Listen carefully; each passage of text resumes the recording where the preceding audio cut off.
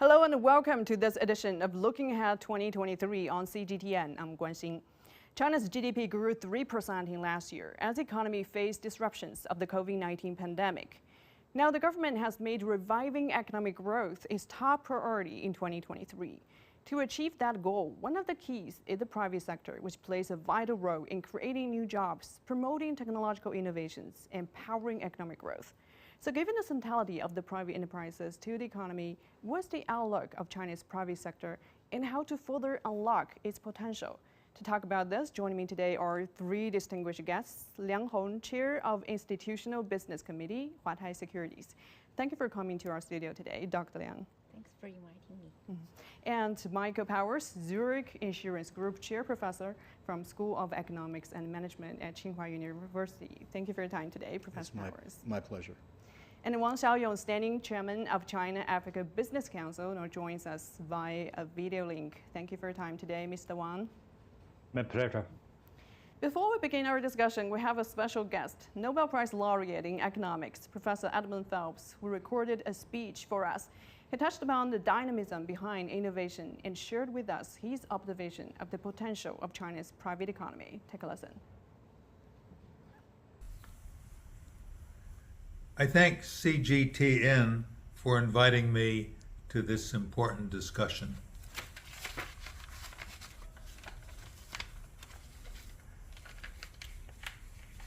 My first study of innovation, the book Mass Flourishing, observes that several nations by the 1880s,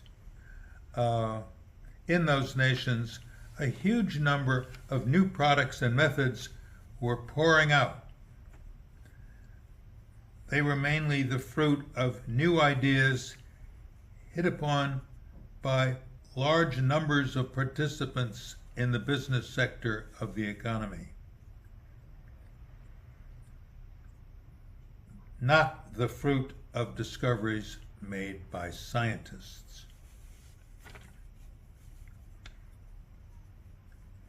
In industry, in every industry, there were workers, managers, or other employees who were conceiving new ideas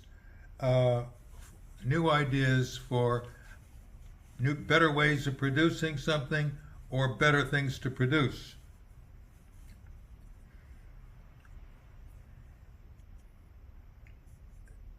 This indigenous innovation, conceived in these economies, soon came to dwarf the innovation coming from the discoveries of scientists. In the new epoch, with its modern spirit, ordinary people were having original ideas, a great many for commercial use. This was not altogether unprecedented. Human beings have been found to possess, as early as the Stone Age, the ability to create objects for use.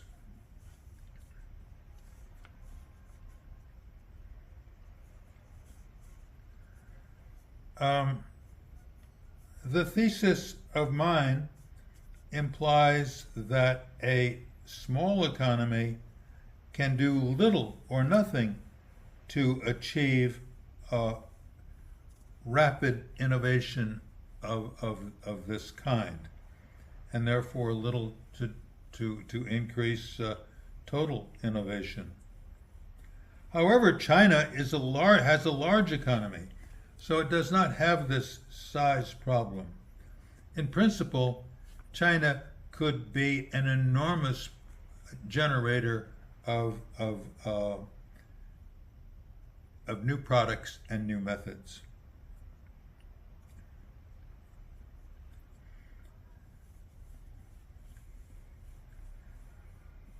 But there are obstacles.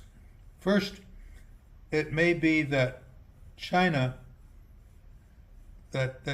workers do not have the imagination or the zeal or ambition to create better methods of production or create new things to produce.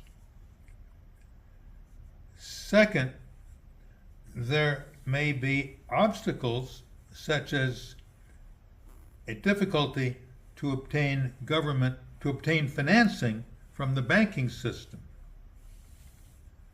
Third, Chinese companies may be too hierarchical to enable many from the employees to have their voices heard. There is also the uncertainty that owners of firms face in supporting the development of new methods or products. After all, some efforts may fail. Finally, it may be wondered whether the government would approve of industries embarked on voyages into the unknown. Governments may not like the uncertainty.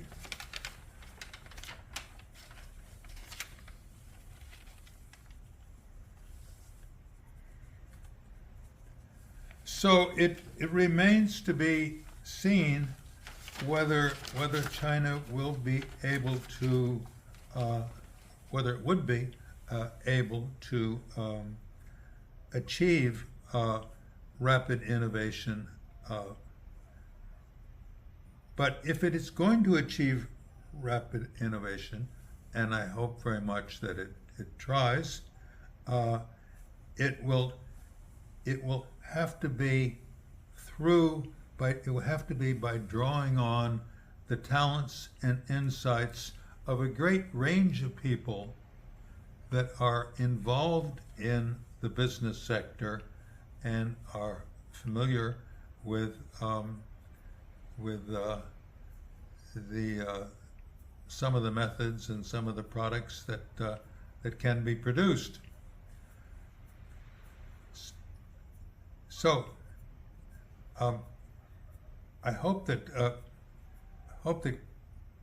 China will make the effort, but it will not be a sure thing. And as time goes on, we will see how China is progressing in this direction.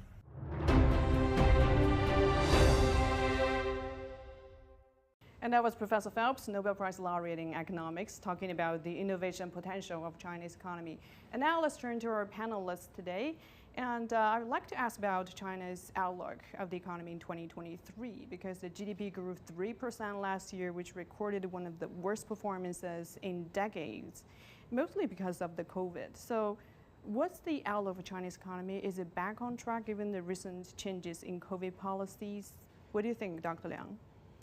You can see a lot of market economists currently are revising up China's GDP growth for 2023.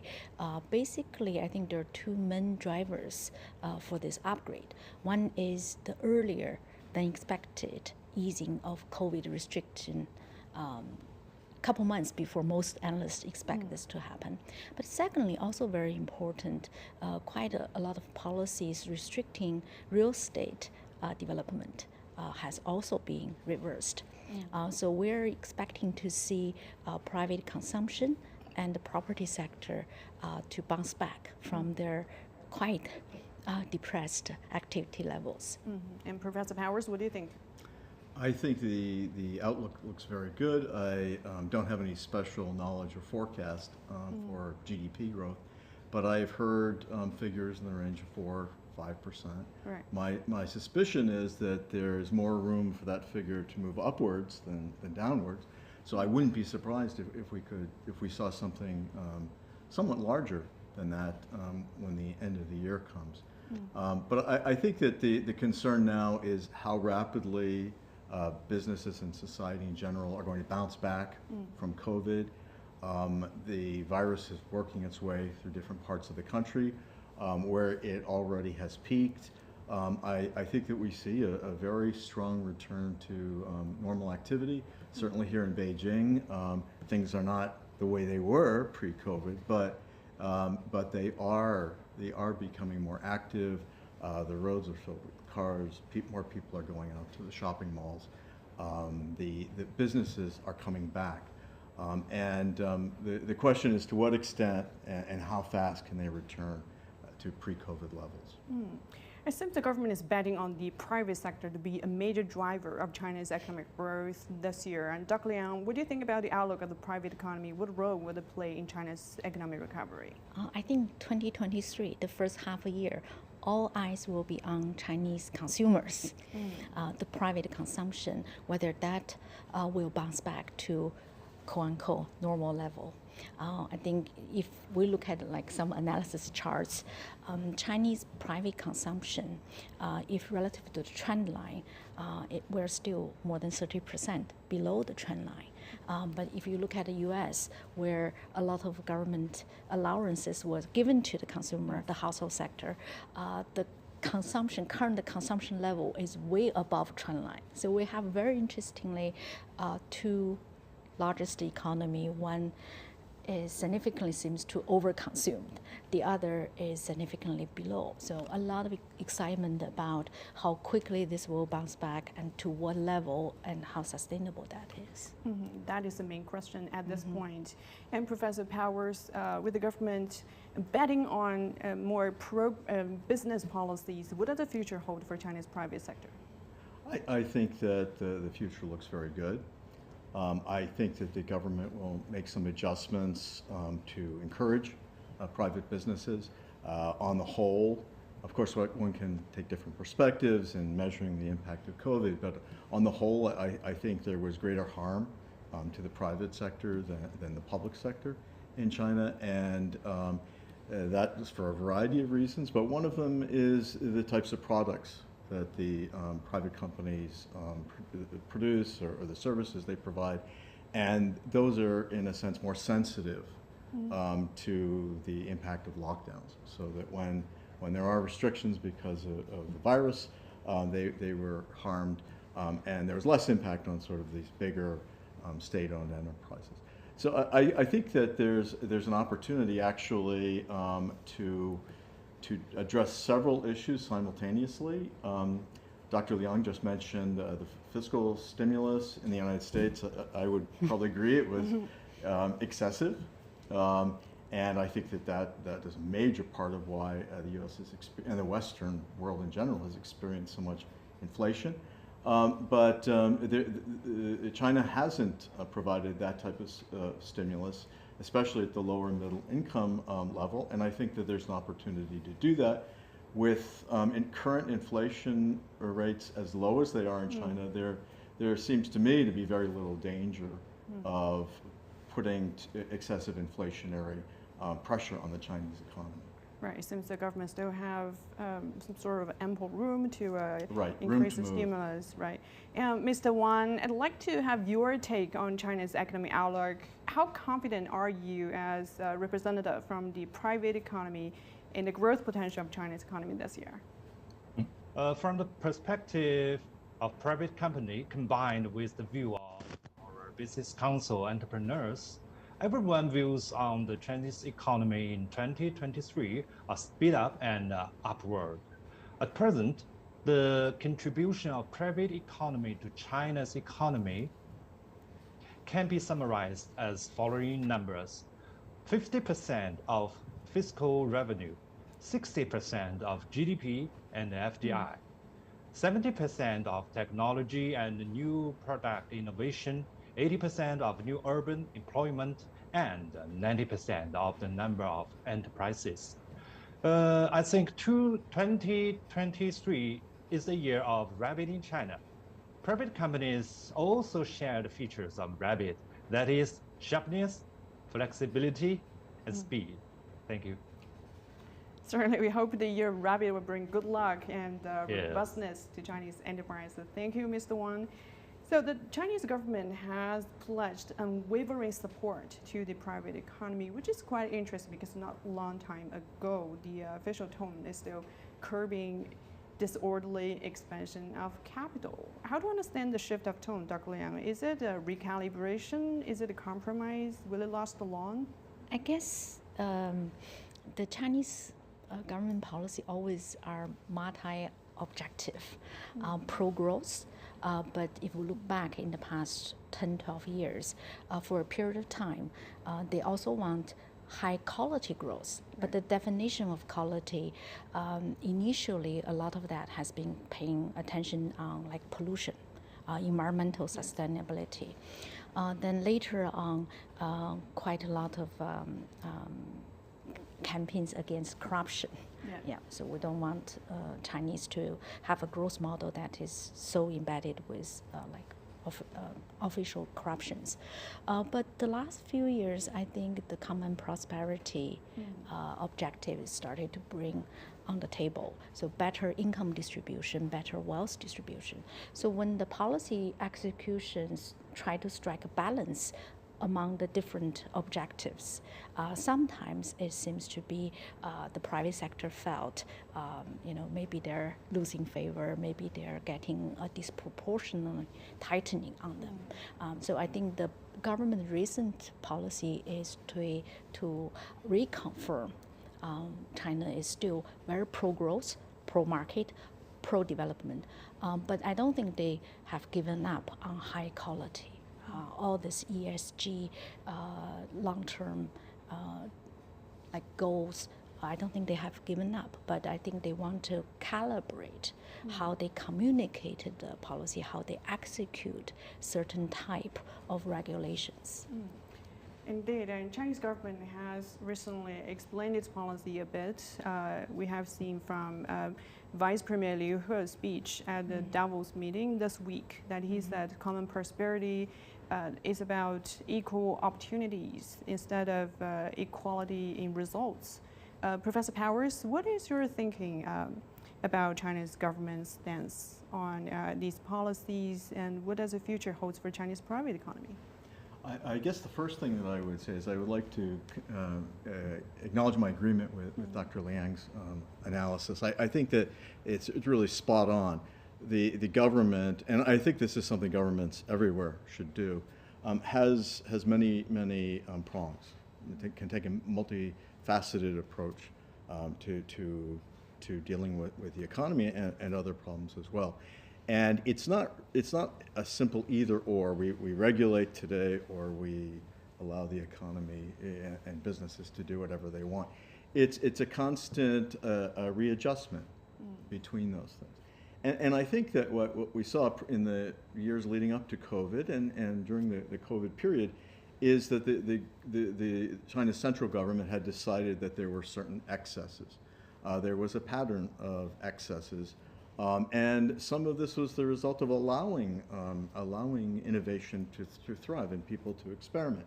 But we saw that in shadow banking, for example, online, various financial online platforms.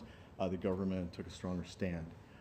We saw that in the high technology area with the larger companies which had excessive influence perhaps in the economy. The government decided that it was time to move in that direction. I don't think that there ever has been a broad a negation of the importance of the private sector in China. But I do think that the government has been very interested in removing some of the excessive behavior and placing the focus more on how private businesses can help everyone. Now this is, of course, part of the Common Prosperity initiative, and I think that that's a very good way to describe it, and probably a nice term to sort of bring everybody together and give them an understanding of what the objective is. So I think that now we will continue to have regulation. We will continue to have a careful watch to make sure that the businesses don't engage in various excesses. But at the same time, coming out of COVID, as I mentioned earlier, the private sector has suffered disproportionately, and I think it's clear that the government wants to do something to boost that sector because it really is the leading edge in terms of innovation in the Chinese economy. So it's more about the higher end high quality development, as Dr. Liang mentioned earlier, because there is a misunderstanding from the West that is about state versus the private sector, or the government need to take control of everything. What do you think?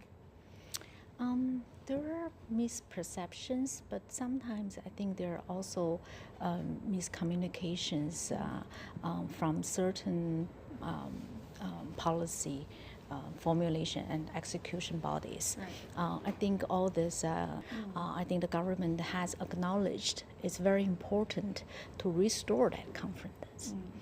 So I think more discussion, more communication, and even more consultation before some policies were implemented or introduced. I think that will help. I think today, probably for Chinese private sector, not just stability, it's policy transparency and predictability probably are something that a lot of private entrepreneurs are looking for. Right, and we have seen platform economies, especially platform economies, because they have come under increasing scrutiny in recent years, and that has dragged on their businesses. So, Dr. Liang, do you think that regulations and supervisions on this sector will take a backseat? No, I don't think. It's just like the question we discussed. It's taking off the excess and trying to make their development, their growth on a more sustainable path. I think the Chinese platform company, the internet company, flourished and really actually advanced to the world leading stage. But in terms of data security, privacy protection, a lot of those areas need to have a better regulation. But I don't think the private enterprises are really fearing the regulation. But I think they are asking for a more transparent, predictable, more actually discussion, consultation beforehand on the pros and benefit and cost on some of the regulation. And I think this is an area China actually leads. This is a challenge facing China, US, and Europe, but how to introduce better regulation at the same time, maintaining the innovation spirit of the tech companies. Right, so China's policy objectives have been relatively consistent over the years. Professor Powers, the government now encouraged them to play a leading role in economic development, creating jobs and competing in the international market. What do you think about the business outlook for these platform economies with the changes in policies?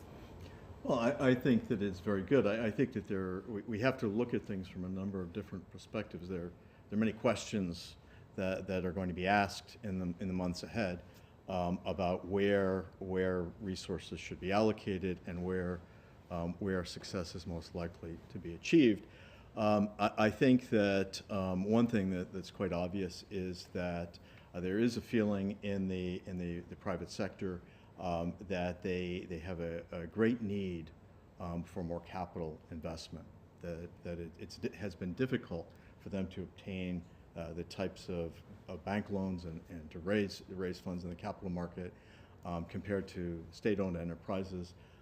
So something needs to be done to encourage that.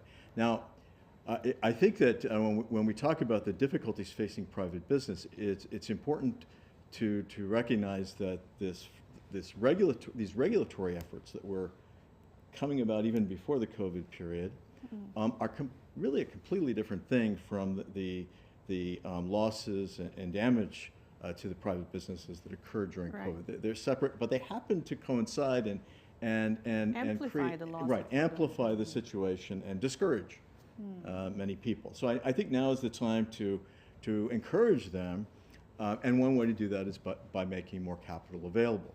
Now, given the situation, everyone who has friends or colleagues in business in China knows that there are many companies that went out of business, or they greatly curtailed services and production during the COVID period. So what that means is that there are a number of openings. There are entrepreneurs who are underproducing right now. There are perhaps, there are warehouses and factories and stores that are being underused. When these individuals, these businesses come to the banks or come to the financial markets looking for capital support, we're in a somewhat, I would say we're in a unique situation because many of them have a track record that can be looked at in terms of underwriting the loans or the investments that are being made. So again, COVID was a different kind of impact on the economy. It's a different kind of recession. Everything somewhat different about it compared to other economic phenomena. And I think one of the things is that we have the opportunity here to go back and see what was happening beforehand and allocate resources more efficiently than we otherwise could. Right. Mr. Wang, I want to take this to you. How are private businesses and capital perceiving the changes? And do they have confidence to expand investment? And in your opinion, what can be done to help private businesses to recover from the COVID-19 pandemic? I think action is an expression of confidence. Zhejiang entrepreneurs are a pioneer group of Chinese private entrepreneurs.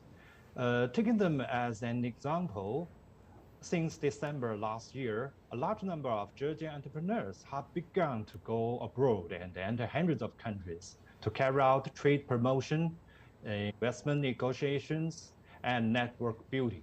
Even more, their action has been supported by the Zhejiang government, especially the Department of Commerce.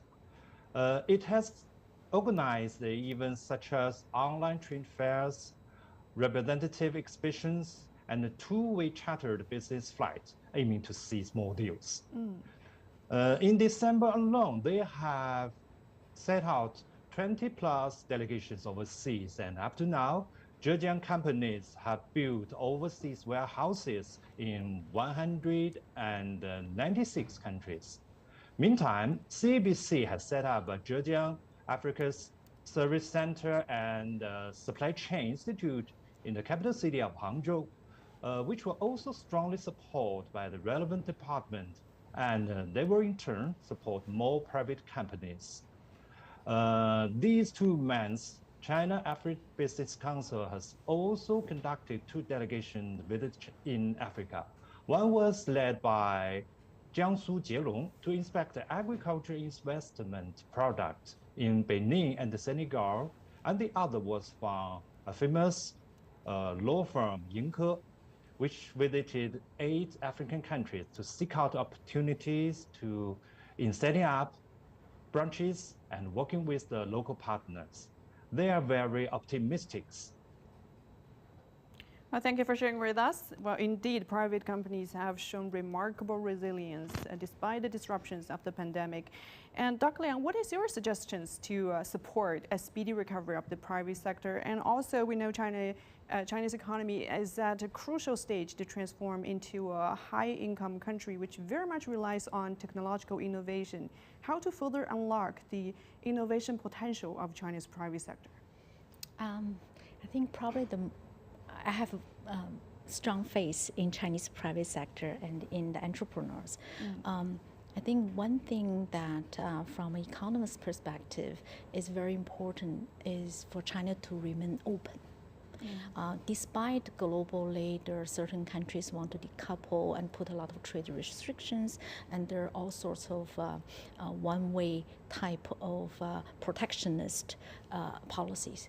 But I think history has shown, economic theory have also shown to remain open, even if it's a unilateral one-way open, helps innovation, helps supports competition, and really bring up the best entrepreneurs, the best products. Indeed. And Professor Powers, what is your observation of China's entrepreneurship and innovation capacity, and how to give it a further boost? Well, I think it's very strong. I think that the government has an opportunity for multiple prongs to address these issues. One I just mentioned had to do with making more capital available or encouraging capital sources to make investments more available to the private sector. The other part of it, a fiscal stimulus can be part of it. And in that regard, it's important to target the stimulus. In other words, as opposed to, let's say, or in contrast with the American approach to stimulating the economy during the COVID period, where checks were sent to everybody regardless of their income level, or with very little regard to income level and so forth.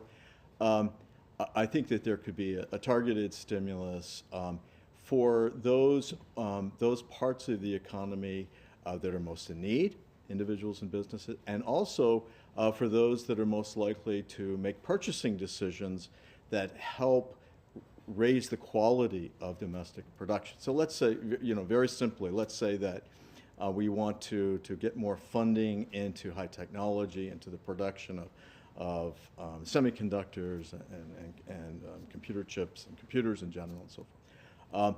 What we can do is we can encourage investment, first of all, in those types of companies, but also we can provide fiscal stimulus to those individuals and entities that will purchase computers, perhaps schools, students. I'm speaking as an educator, perhaps I have too much self-interest here, but you could see that these fiscal stimulus can be targeted so that the funds are not just being spent in a very laissez-faire way, but rather targeted toward higher quality products and services that will benefit the economy. Dr. Liang, what do you think about the space for our fiscal stimulus? Because what do you think about the current strength of China's fiscal policies, and if the government is under that pressure, how to make fiscal policy more targeted?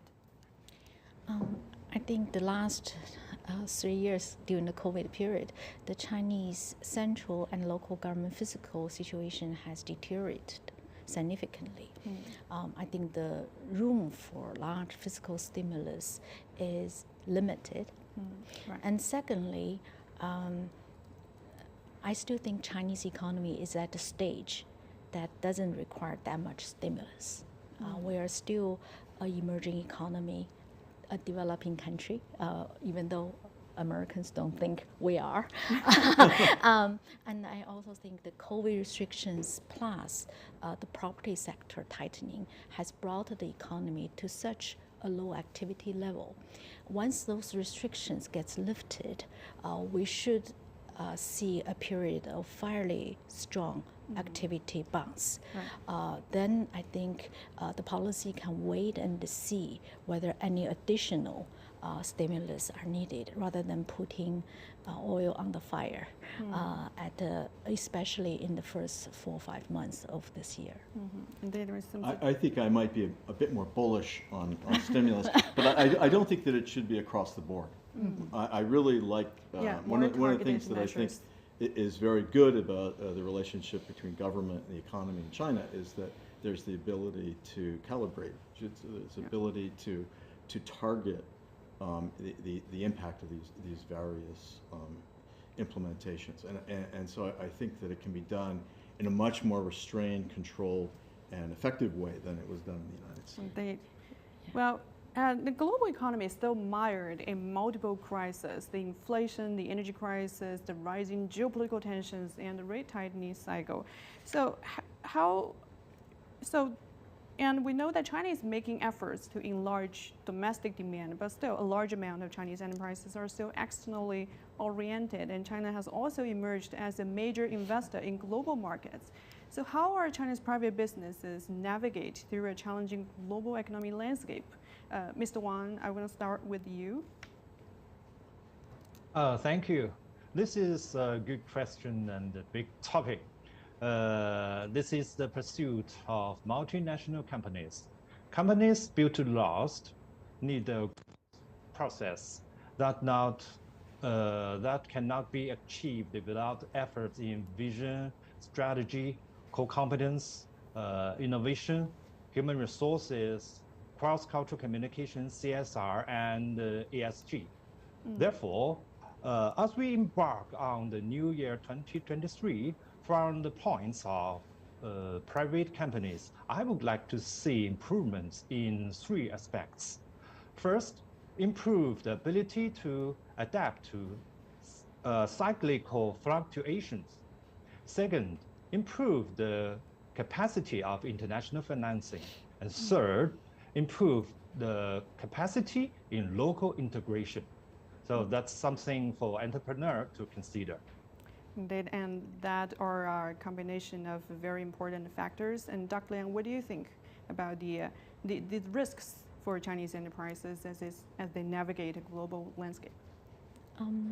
I do think for the first half of the year, some sort of a global recession still are going to be a risk for Chinese exporters. We have already seen 3 months negative year-on-year export growth. However, the Chinese own economy, domestic demand bouncing up, that's probably going to change the global growth landscape later, second half of the year. China contributed on average 1/3 of global growth. If that can come back to force, the overall global outlook, particularly for many emerging markets, that outlook can improve. So Chinese entrepreneurs, particularly the tradable sector, the manufacturing sector, have shown very strong resilience. I think that has been based on continued innovation and also productivity growth. I think that will continue to support Chinese companies to be fairly competitive in the global stage. And Professor Powers, do you think external demand will remain weak in the year ahead?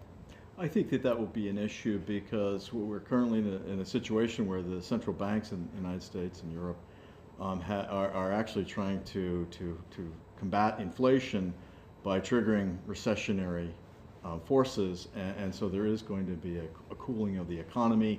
I think they're hoping that it will be a controlled cooling, and so far it looks as though that's the case. But there will be a reduction in demand. It will be difficult for Chinese exporters to sell their products. Another aspect is that we hear Western governments and Western media talk about countries in the West trying to diversify their supply chains or their manufacturing, and that means implicitly often away from China. In other words, they're relying heavily on China as a source of manufacturing now, or they were, and so the plan is to kind of spread that around. So that makes sense, actually. That's something that could be done at any time. It makes good financial sense. I think that it's the result of a number of events, the trade war, COVID, the conflict in Ukraine, that all have created some turbulence in these areas. So but I think the other side of that is that Chinese exporters, Chinese producers, they can diversify their markets, the markets in which they sell. And that's also something that can be done at any time and is a good financial idea. So this is something that where there already is some infrastructure in place. There are already some policies, initiatives in terms of moving toward Central Asia, moving toward Africa, Latin America. In the recent decade, China has made a lot of advancements in creating markets, helping to create markets in those areas. And I think now is an opportunity to see some dividends from those programs. Professor Powers, I think emerging markets will play an increasingly important role in China's business relations with the outside world. But I have to have your take on China-U.S. relations, because private businesses have to consider the pressures that the tested relationship bring to their business outlook. And recently we have some high-level communications between the two sides, including the video talk between the two presidents recently, and the Vice Premier Liu He is having some bilateral meetings in Davos, and we have the upcoming visit of U.S. Secretary of State Blinken. Where does these communications leave China-U.S. relationship, and where is it heading?